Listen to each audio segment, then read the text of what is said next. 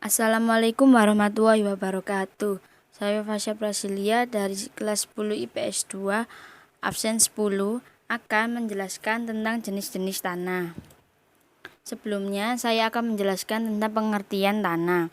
Tanah dapat diartikan sebagai lapisan kulit bumi bagian luar yang merupakan hasil pelapukan dan pengendapan batuan. Di dalam tanah banyak mengandung bermacam-macam bahan organik dan anorganik.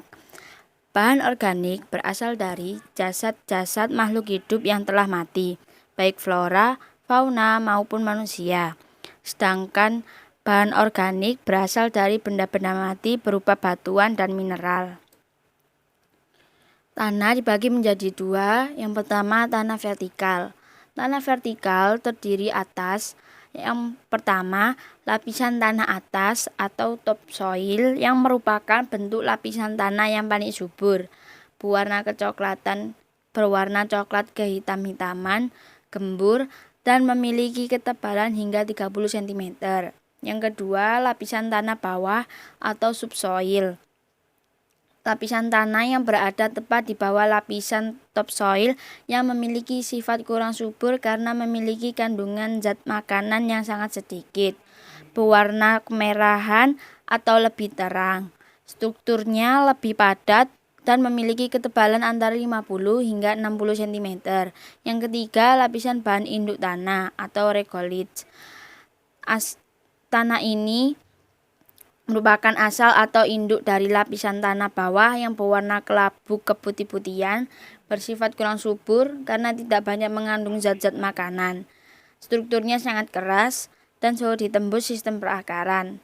Yang terakhir, yang keempat, lapisan batuan induk atau bedrock, yaitu bentuk batuan pejal yang belum mengalami proses pemecahan dan terletak di lapisan paling bawah, sehingga jarang dijumpai manusia. Yang kedua, tanah horizontal. Lapisan tanah ini merupakan lapisan tanah paling atas yang di setiap wilayah permukaan bumi berbeda-beda jenisnya. Tanah horizontal memiliki beberapa jenis tanah. Yang pertama, tanah gambut atau organosol yang memiliki ciri-ciri berwarna hitam, memiliki kandungan air dan bahan organik yang tinggi, memiliki pH atau tingkatan keasaman yang tinggi, miskin unsur hara, drainase jelek, dan kurang begitu subur. Pemanfaatan jenis tanah ini terbatas untuk pertanian dan perkebunan seperti karet, kelapa, dan palawija. Yang kedua, tanah latosol yang memiliki ciri-ciri berwarna merah kecoklatan, memiliki profil tanah yang dalam, mudah menyerap air, memiliki pH 6 hingga 7 hingga asam, memiliki zat fosfat yang mudah bersenyawa dengan unsur besi dan aluminium, kadar humusnya mudah menurun, dan jenis tanah ini pada dasarnya merupakan bentuk pelapukan dari batuan vulkanis.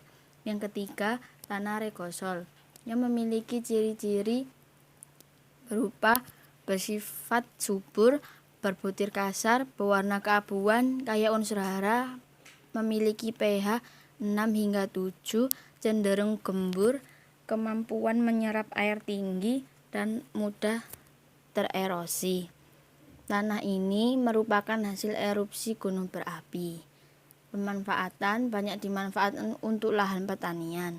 Yang keempat, tanah aluvial yang merupakan lahan yang sering mengalami banjir sehingga dapat dianggap masih muda. Sifat tanah ini dipengaruhi langsung oleh sumber bahan asal sehingga kesuburannya pun ditentukan sifat bahan asalnya. Misalnya, tanah yang terdapat di lembah Sungai Bengawan Solo yang berasal dari pegunungan Kars atau pegunungan Sewu, umumnya kurang subur karena kekurangan unsur fosfor dan kalium.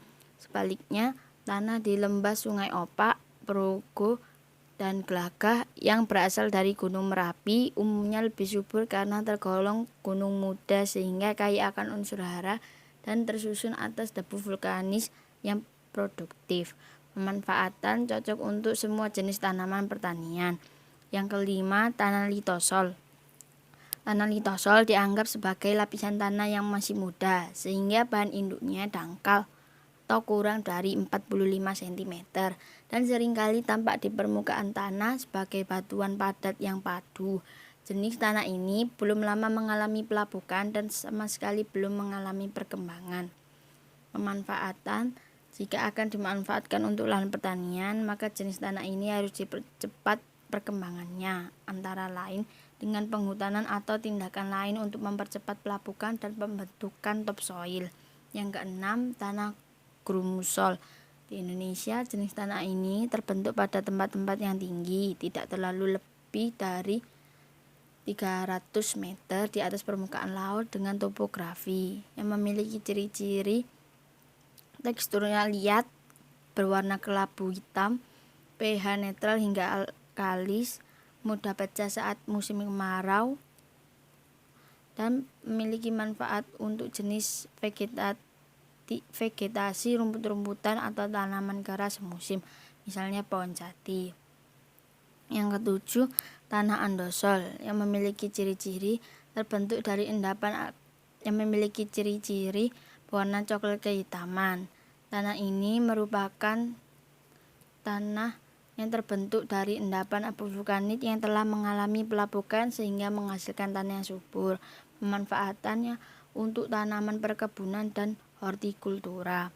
Yang kedelapan, tanah potsolik merah kuning berasal dari bahan induk batuan kuarsa di zona iklim basah dengan curah hujan antara 2.500 hingga 3.000 mm per tahun, yang memiliki ciri-ciri mudah basah, mudah mengalami pencucian oleh air hujan sehingga kesuburannya berkurang.